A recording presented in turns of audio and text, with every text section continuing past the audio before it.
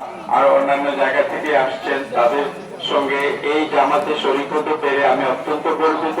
এবং আমি অত্যন্ত আনন্দিত এবং আপনাদের প্রতি আমি কৃতজ্ঞতা জানাই। এবং বিশেষ করে এই 226তম ঈদগাহ, এটা আজকে এত সুন্দর করে এই জামাতের যে এত সুন্দর করে সামিয়ানাটা হয়েছে, এটা ইতিপূর্বে আমার সঙ্গে যারা দায়িত্বে রয়েছেন যোগাযোগ করেছেন,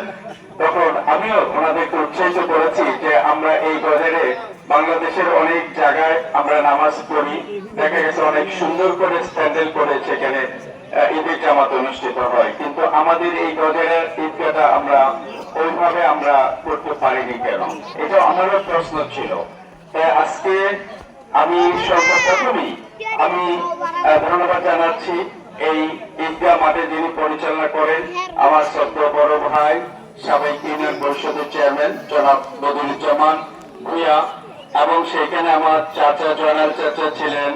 এবং দানিশ ভাই সহ এবং আমাদের